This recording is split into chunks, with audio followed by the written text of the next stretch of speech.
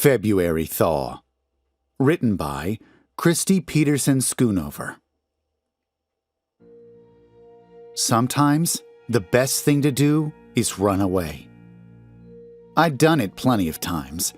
I quit the girls' ice hockey team because my teammates were cruel, but ended up loving figure skating.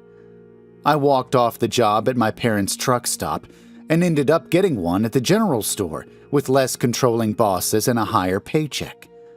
I abandoned my used, broken-down snow trekker in a blizzard and lucked into a newer model for a song because the dealer's son was sweet on me. As a child in the frigid hell miles northeast of Yellowknife, I'd always dreamed of living in the palm-treed warmth. So when Seth's father, once I saw him for what he was and what kind of life we'd have to live, decided he'd stop at nothing to have the family he craved, it wasn't difficult to run again to beautiful Miami. My friend Elsa disagrees. On our day off, we sit at the kitchen table in my tiny apartment, dishing on her new boyfriend, whom she hopes this time will be the one, but the conversation again turns to Seth's father. Aren't you ever curious about what would have happened? I mean, you loved him. There's silence as I pour cream into my coffee and stir it with a spoon. I did. The admission seems heavy, like something I'm tired of carrying. I still do. Then I don't see why you can't just work something out. It's not as easy as all that. It isn't. For one thing, Seth's 7 now, and he, like his mommy, loves the heat. He spends every available moment in the complex's pool. I'm grateful that the babysitter I hired to watch him for the few hours I'm still at work is a lifeguard. The budget's tight and she costs a little more, but it's worth it. There's also the matter of how we'd have to live if his father found us, but Elsa won't understand that. It's complicated, and even when I suddenly want to explain it, the right words don't come. Not words that don't sound completely insane, anyway. That's not true. I think love is easy. She plates another piece of coconut cake. She's definitely changed since she met Cordaro. She smiles more, for one thing, and her lipstick is peach and not the hot red that used to match her nails, which are chipped. The old Elsa would never have let that go for more than a day. She's less short on temper at work, and she glows in photos. You just gotta roll with it. Seth slams through the front door. It's unusual for him to come in on a Saturday. He won't unless I call him for lunch, and even then it's like wrangling an alligator. He treks into the kitchen, dripping wet, wrapped in a ratty, oversized yellow towel that needs replacing.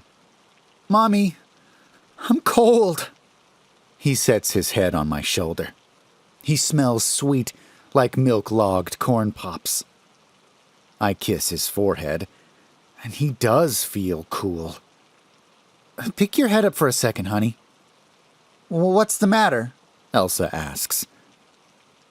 I don't know. I set the back of my hand against his forehead.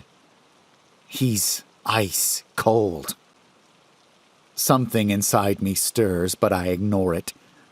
I'd say he just gotten too much sun, but unlike most kids, he not only voluntarily butters himself in 50 SPF, he throws a fit if we have none, to the point that I spend a good chunk at Walmart making sure we have plenty in stock. Once he ran out, and the babysitter called me hysterically, telling me he wouldn't stop shrieking and she couldn't pry his fingers off the jam to push him out the door. Elsa pushes her chair back from the table. Oh my God, his lips are blue! You should go, I say. Are you sure? Yeah, I say half-heartedly. He's totally fine. Just the start of a sunburn, I'm sure. She pats my shoulder. Think about what I said. She grabs her blinged-out hobo purse and ducks beneath a long strap so that it's across her body. Call me later. As I hear the door close behind her, I am thinking about what she said, and it gives me chills. Seth doesn't speak much after that, but as I tuck him in, he asks me, Mommy, am I going to feel better? I don the mask of parental confidence. Of course, baby. Just go to sleep. You'll feel better in the morning. He nods, and in that small face, I see a hint of his father. He closes his eyes and breathes, and I try not to think about Magnus, because it's in these moments I miss him, really miss him. We were well used to vacuous stretches apart, but until I left, nothing was as long as forever. Something frigid seeps through my silk pajama pants. A dark stain spreads across his abominable comforter. It's water, freezing water. I rip back the comforter, and there, on his left arm, I see it. His skin, his human skin, is melting. It's literally dripping, puddling, soaking the sheets. Beneath the liquefying skin is a horror I'd never imagined.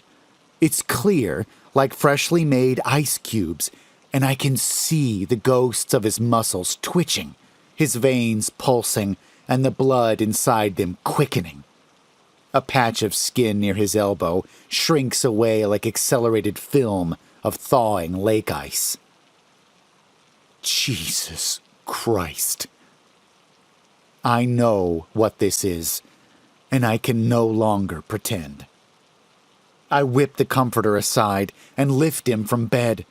His skin sloughs off even as I do it, water rivering down my legs. I rush him into the living room. Putting him in front of the window AC unit on full blast is the best I can do this minute. No, Mommy, it's cold. I know, baby, but you need to sit here for right now. His skin is already pooling on the rug. He screams, I'm scared. Don't be scared. Mommy's got you. I rush to the kitchen for garbage bags. The under-sink cabinet overflows with crushed, splitting boxes of plastic wrap, parchment paper, and sandwich bags. In desperation, I toss them all over the tile floor. The trash bags are the last box, buried at the back. More of his skin dribbles down the legs of the chair. God damn the electric bill. I turn the air conditioning down as far as it will go, which I'm sure isn't far enough, but I have to do something. I sit with him and hold his hand as he cries and screams and says he's cold. And I know I can't put blankets on him, and he's naked, and I'm more scared than he is. And I know there's probably no way to stop this, but damned if I'm not going to try. My mother told me that when a woman becomes pregnant, her womb feels warm and heavy. I knew there was something extraordinary about my baby, other than that he was the spawn of his amazing father, when I didn't feel that at all. Instead, I felt cold, from my womb into my limbs and legs to the tips of my fingers and toes. I had an idea what I was carrying, but I didn't want to admit it. I was so in love with Magnus, so beyond smitten, the second he'd asked me to dance at the Glacier Ball. I grew up in Snowcliff, a speck of a town not far from the Arctic Circle. My parents owned the Whistlin' Tea Last Stop, a store, bar, motel, gas station, diner, and whatever else you can imagine, which serviced the needs of the ice road truckers. It was the most important business in town, and so I was comfortable and secure, but all I ever wanted to do was get out. I'd spend post-school afternoons in my room, bathing suit clad, and basking in heat pegged at 90, and admire the palm tree mural Mom had bought me for Christmas. She thought I was going to put it on my wall. I didn't. I plastered it on my ceiling, and every night I looked at it in the pale glow of my flamingo-colored nightlight until I drifted to sleep. The glacier ball was a big deal. It was the one reprieve from the survival routine. In a place like that, everyone knows everyone, and Magnus wasn't one of us. He was a drifter who showed up every February shortly after I turned 18, when the only stars in my eyes were ones shining over any place south.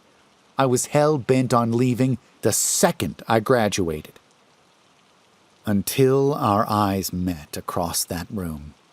Somehow, through the crowd, the twinkle light dim, and the cheap silvery decorations that fluttered in the heating vents, I'd found my North Star. We danced, and I felt I could do anything. We kissed, and I felt I was the most beautiful creature on the tundra. We made love, and I felt I was set free, that the frozen landscape didn't exist. In the morning, he was gone. There was only a note professing his love, promising his return the following year.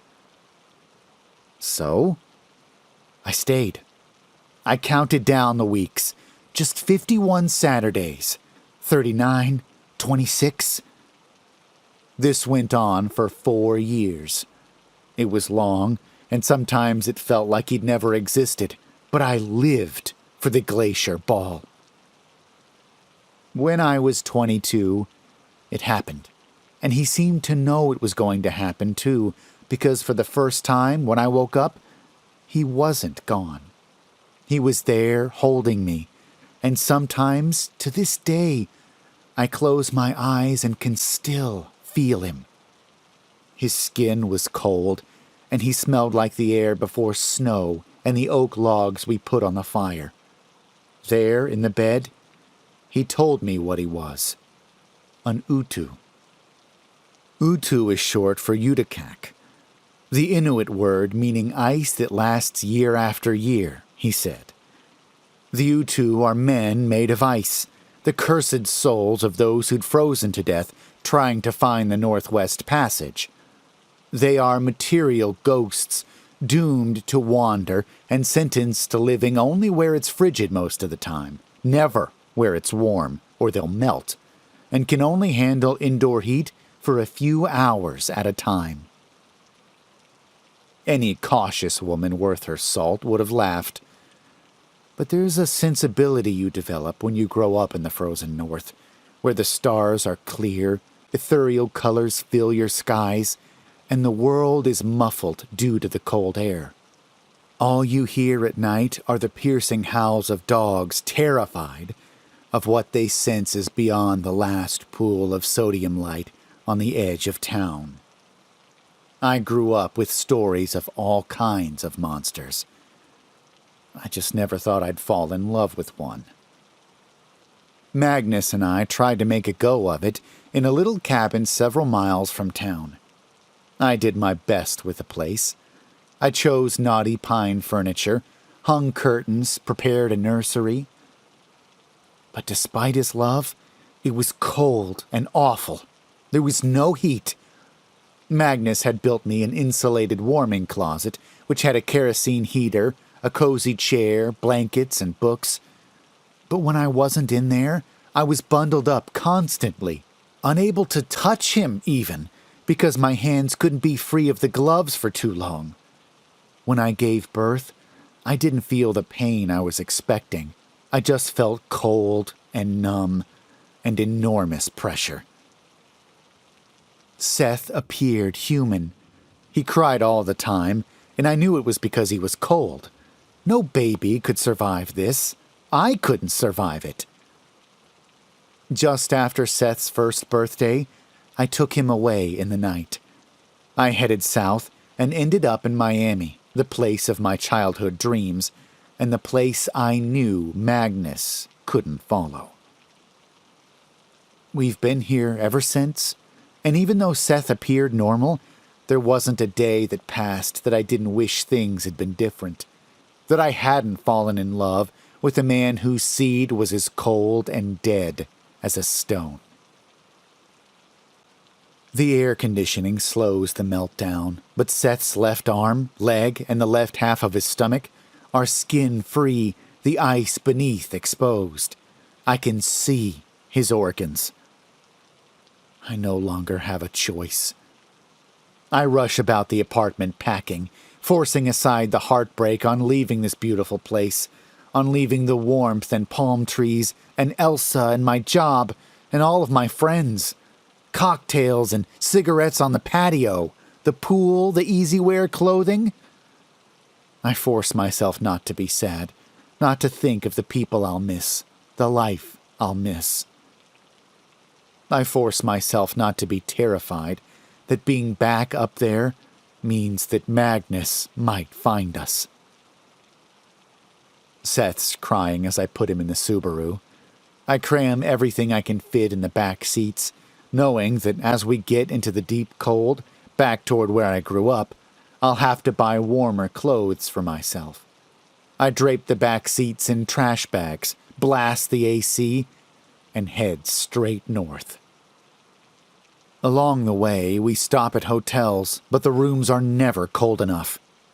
Eventually, I resort to dunking him in the ice water-filled tub, spending my nights awake and panicked, running back and forth to the ice machine every 15 minutes because those little plastic buckets don't hold enough. I empty the freezers at every nearby gas station. As we get into the snow country that is Canada, we skip the hotel rooms and sleep outside in the freezing car. I bundle up in everything I own and cringe at that familiar desperation of trying to center in the warmth at the core of my body, of hair under hats, ears under muffs, feet under 4 pair of socks. This is what my life will be from now on, but the worst will be the thick gloves, because I know that I'll never really get to feel my son's skin again. Years pass so swiftly, you often think nothing will change. You don't feel time until you go someplace that you haven't been in a while. You expect that when you show up, the diner will still have the same sign, the trees will be no taller, and the roads you drove look exactly the same as the day you took them out of town. When I arrive in Snowcliff, that isn't the case. For one thing, the road is paved, potholed, but paved nonetheless. The group of trailers that stood just past the town's only bar is gone, and in its place is a 3-story brick building, windows glowing with life inside. There's even a new sign, Snowcliff, population 203, home of the Glacier Ball. I crawl through the one intersection where I could make a right to go to my parents'. I peer down the lane as we pass. Half of me wants to know if my parents are still alive, and half of me doesn't. Half of me wants to see my old house and the mural of the palm trees on the ceiling, and half of me doesn't want to know that maybe the house is no longer theirs, or that they painted over the mural. And if they are still alive, I'll have to explain where I've been. They'll have to meet my son. There'll be so many questions. Questions I can't answer. So I keep driving, past the hall where Magnus and I met every year, that looks like it has a fresh maroon paint job, past my childhood church that looks like it burned in a recent fire, past the sad vacant lot where the general store, I'm sure, yes, the general store had stood there. We trundle beyond the last sodium light and into the darkness, and a heavy snow begins to fall. I wonder if the cabin where Magnus and I lived, if he isn't there now, is even still standing, and what it will look like when I arrive. My heart skips when I see Magnus's snow trekker, but it's obvious the place has been abandoned for a while. It looms in the headlights like a tombstone. The little pink curtains I'd put up flutter in the harsh winds through a broken window. Seth's naked. Finally, most of his skin has regrown over the ice that is his innards. He looks at me, his eyes deep and soulful like his father's. "Are we home now?" I look through the windshield.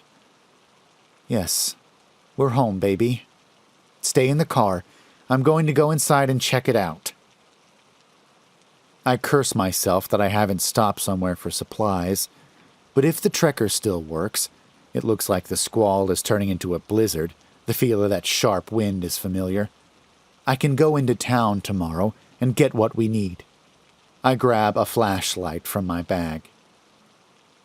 There's never been a need to lock anything up here, so the door opens easily. Inside, the bar we used to brace against violent weather and keep animals out leans against the wall. The cabin looks as though I only left yesterday, just dirtier and darker. My old tea kettle is on the camp stove's left burner. Dishes are stacked over by the large old galvanized metal bucket I used for washing. New candles I burned daily to light the place are stacked neatly in their wooden box. My old warming closet is still intact. My favorite cozy chair is even still there. The book I was reading still marked where I left off. I heave a sigh. This could work, I guess. He'll be cold enough here that he won't melt away. Over the next couple of weeks, I replace the broken window and the camp stove, buy new dishes and curtains, and get the snow trekker running. Seth seems as comfortable as he was in Miami before its change. He walks around nude, like the unbearable cold is room temperature. Every day I wonder. Every day I wait. Every day Seth plays with Legos like things are normal, until the one when he cries, "Mommy, there's a man coming!" I dash to the window, pull back a curtain, and peer out over the ice. On the horizon is a human-shaped blemish against the snow. I'd know the gait of the man I love anywhere. I look at Seth, and then back at Magnus. I do love him. I always did. And maybe I could be with Magnus, complicated as it is. And then Seth would be where he belongs, wouldn't he? But I know I won't survive this. Magnus is really the only one who can take care of him. I crouch next to him. "Seth, honey, listen, Mommy has to go." He blinks at me with his father's stunning indigo-violet eyes. Your daddy will be here any minute." Any other child who'd never met his father might be confused right now, but he just looks at me with profound wisdom. "Am I going to see you again?" Any other mother would never in a million years consider doing what I'm about to do. I set a gloved hand on his dove-white hair and lie. "Yes, you will." He returns to his Legos. I notice for the first time that he's building a miniature swimming pool. You can feel when your heart actually breaks, the cracks splitting it apart, it splintering into pieces. It's a deep pain, one that starts as a stab in the chest, then lightnings through your stomach, your womb, and then finally to your limbs. I feel my legs are so weak I can't move. But I know I have to go, because if I have to face Magnus again, if I have to look into his heavenly eyes, I will stay here. I will stay here and be miserable, and I will fail as a mother as the resentment grows inside me. That resentment in knowing I can't be who I need to be, even as I'm trying to do anything and everything for my son. I've given it my best shot. I kiss Seth on the head, feel how cold it is against my lips. Then I go to the door, lift the bar, and plunge into the frozen landscape. I mount a snow trekker. I think of Elsa and what she'll say. I think of warmth, of palm trees, the pool, and easy-wear clothing. I force myself not to be sad, not to think of the sun I'll miss and the life that I won't. I consider one last time before turning the key in my super-gloved hand. And I still understand that sometimes the best thing to do is run away.